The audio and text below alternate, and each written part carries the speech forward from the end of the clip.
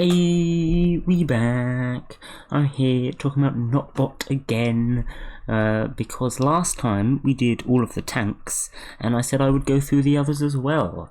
So this time we're doing the healers, and then next time we can do the attackers. Just because why not? It doesn't really matter which order we go in, does it? But I'll get on with it, so I'm not rambling for ages, because the last one on tanks was kind of long. Oopsies. But anyway, yes, healers. So, in general, healers in Notbot are not great.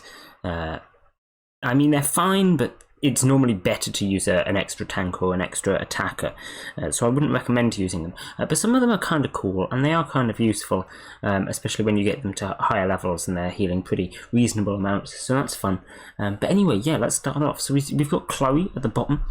Damage 100, heal 5% of their max health to all allies, health points 550, and armor 20. So as you can tell by the health points and the damage, they do not have much health points or damage.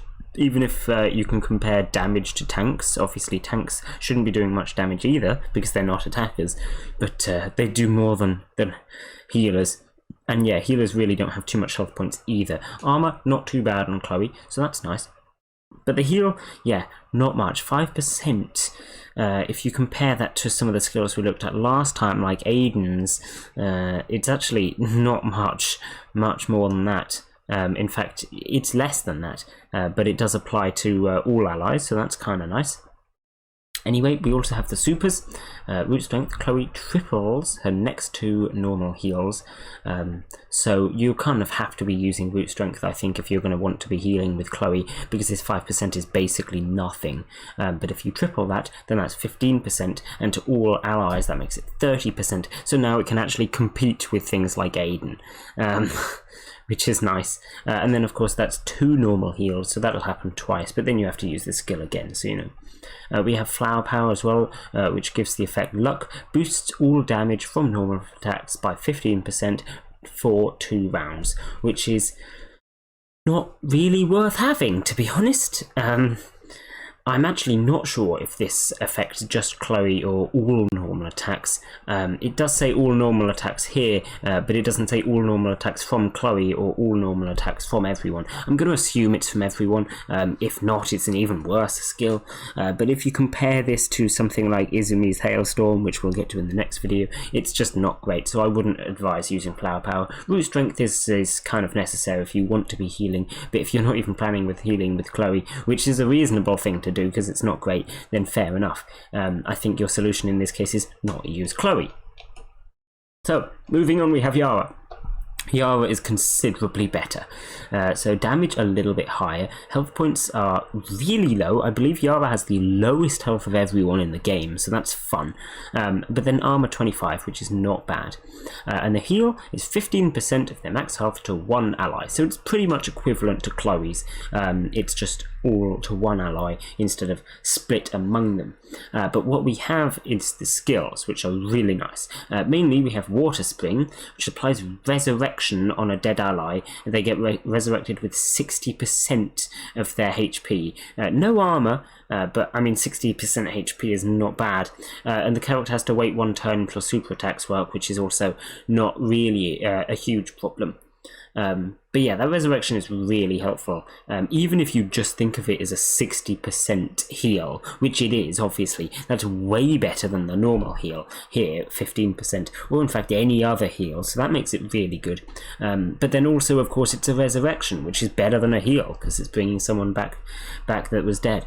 So yeah, Water Spring is really good. This is basically the reason that you use Yawa, and in my opinion, probably the reason that you use a healer at all. I would say Yawa is the best healer, despite having almost no health.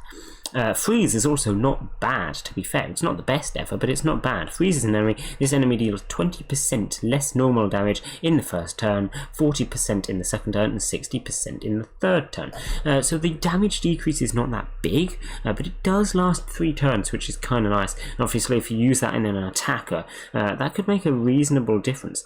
Of course, it can be avoided by simply the person you use it on using supers, but you're going to be using against an AI, and they're probably not smart enough to do that. So Freeze is not too bad. I know that when I used Yawa, I used Freeze sometimes. but Water Spring is what you really want on Yawa. So, moving on, we have Enger. Enger's kind of an interesting one. So we have the damage of 120, health points of 600, armor of 10, and the heal is 7% of their max health to all allies. So you're already thinking this is just straight up better than Chloe, and you're probably right. The armor is lower, but every other stat is just seeming better. I think actually damage was a bit lower. But the health points and the heal is what you really want on a healer, and they're both better, so that's nice.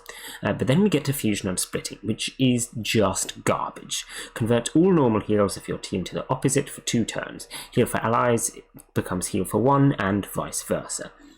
So this is bad because the heal on Enger is to all allies anyway, so it means that one is healing just to one ally, which is not great.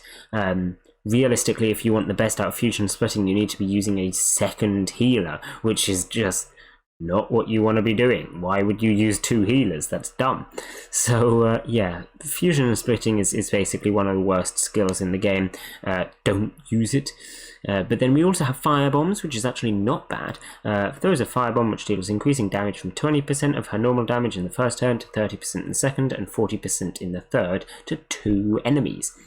So if you think about that, that is a total of 90% of her normal damage, but to 2 enemies, so that's 180% of her damage. So that is a reasonable buff. Of course, it takes a few turns to happen, but that's also going to be ignoring attention, which is not bad.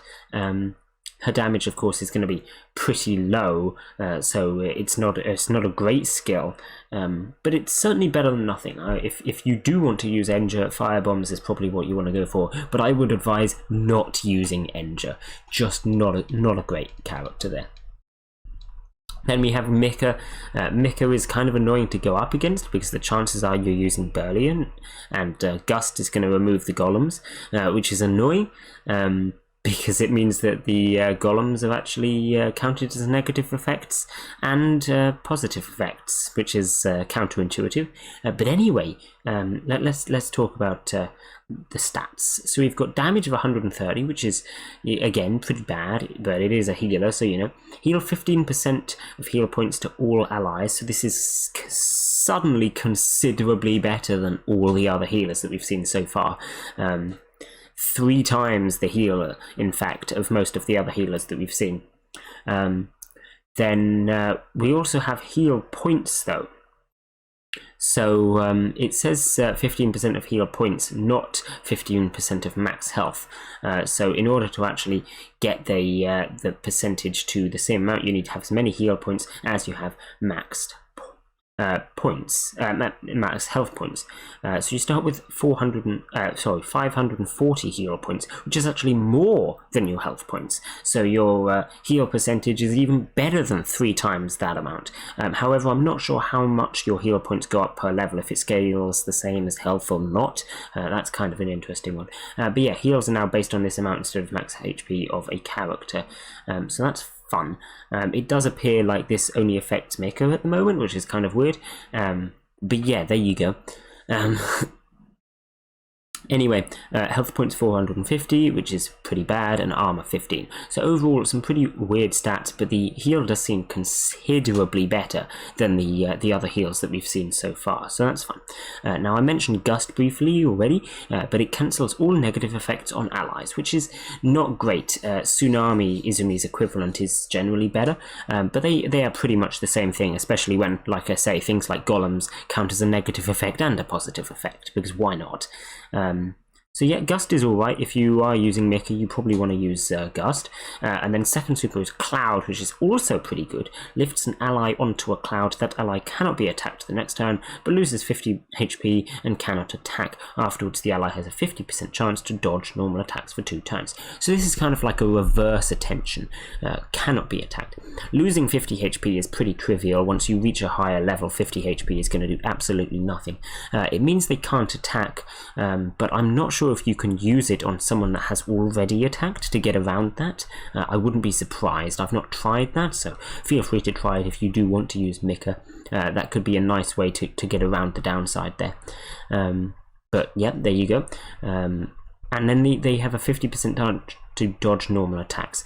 So this is the sort of super that's not really great at the start of a battle, because your opponent can just attack a different character that hasn't got the cloud. But later on in the battle, when there's only 2 characters left, Mika and someone else, you can quite easily use cloud on the other character, and then they're either forced to attack Mika or, well, the other person's going to dodge. Especially if they have attention, that could work as well. If you use cloud on your tank, then the first turn it's going to be pretty silly, because it means the tank can't be attacked, but the next 2 turns they have a 50% chance to dodge, so that's kind of nice. But yeah, overall I would say that Mika is not that great, but all the same considerably better than the other healers that we've seen so far, other than Yawa's Resurrection anyway. Mika kind of annoying to go up against, like I say. Finally we have Elader. So Elader has damage 120, pretty standard for a healer. Heal 8% of max health to all allies. So again, it's better than the other ones that we've seen so far. Not better than Mika, but better than the other ones. So that's nice. Health points 620, which is the most amount of health points of any healer. So that's fun. But only armor 10, so that kind of cancels that out a bit. However, the supers are pretty nice. We have Rain, which revives all dead allies, but only with 1 HP. Now, personally, I think Yawa's Resurrection is just straight up better than this, because the chances that you're reviving 2 dead allies is kind of low anyway, because that would mean Elader has to be the last thing alive, and only having 1 HP just means they get 1 shot, especially if the opponent has a Burlian. Again, Burlian really good. Golems can kill them, Earthquake can kill them, you know, like it's kind of redundant. So yeah, that revive is normally not as good as Yawa's, but it's worth having for sure. Reviving all dead allies is nice. And then New Life is what you really want. Elader is able to restore all health points of an ally that has lost the most health, if they are not dead. But that can only be used 1 time during a battle. Obviously, it'd be a bit good if you could keep spamming it. But yeah, so that's pretty nice. You're probably going to want to be using it on your tank if your tank starts getting low, so you can continue attention on them. But of course, if you're in a boss fight or something, and your tank has run out of attentions already, then you're going to want to use it on maybe an attacker instead. Either way, New Life is pretty good. You can also use New Life directly after Rain. That's a pretty good combo to get the revive on an ally and then restore all health on them directly afterwards. That's kind of nice. Of course, you are now using 2 skills to get basically what Yawa gets in 1 skill, but they will have all health instead of 60%, so that's nice, and theoretically you could revive 2 allies with it. So yeah, that's an alright skill. New Life is certainly worth using, and if you are using Elader, New Life is certainly what you're going to be going for most of the time, although you can only use it once per battle, so that's a bit of a downside. Anyway, that's pretty much all the healers there. I would say the best, like I said before, is probably Yawa. That Resurrection is really nice and worth using. Elader's Resurrection is also really nice, but I would say Yawa's is probably better. It's just a lot quicker to use, a lot more reliable. So yeah, there is that. But then Mika, not a bad choice. I would say using Mika is generally going to be worse than using just another character, but I can see some strategies in which Mika could work. Ender and Chloe are just, no, don't use Ender and Chloe, it's not worth it. But anyway, I will end this one here now because we've gone through all the healers. Again, not doing Shattered just because I don't really know anything about them, to be honest, and as I said last time, by the time you're getting Shattered you probably know how they work anyway. But yeah, we got attackers next time, so look forward to that. Bye!